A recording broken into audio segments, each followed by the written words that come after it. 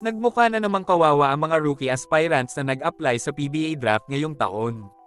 Sa 79 kasi naman lalaro na napili ng mga PBA teams, 33 dito ay hindi nakakuha ng kontrata sa mga koponan na kumuha sa kanila.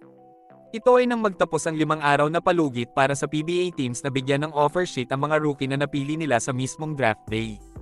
Ang highest drafted player na hindi nakatanggap ng tender offer ay ang 34th overall pick na si Kim Oren at Franz Abuda na parehong napili ng Barangay Ginebra. Kaya naman lumalabas na sila ay unrestricted free agents na ngayon. Bakit nga ba hindi pa din masolusyonan ng PBA ang mga ganitong klaseng pangyayari sa liga? Mismong ang PBA na din ang nagsabi na magdadagdag na sila ng hindi hihigit sa 4 na koponan, ngunit wala pa din itong kasiguraduhan kung kailan ito mangyayari.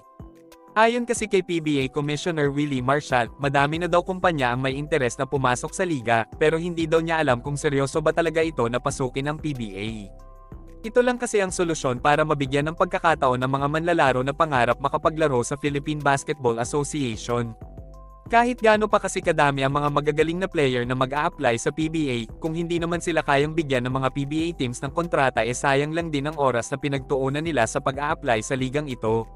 Biruin mo, sobrang hype pa ang PBA at ang mga basketball fans dahil umabot pa ng 9th round ang nangyaring rookie draft dahil daw sa lalim ng mga applicants na sumubok pasukin ang liga. Hindi din naman alam ng mga manunood kung paano pagkakasyahin ng mga koponan ng mga rookies na napili nila sa draft. Hindi kaya dapat ang limitahan muna ng PBA ang pagtanggap ng mga rookie applicants para naman hindi magmukhang kawawa ang mga manlalaro na hindi naman napili sa mismong draft day.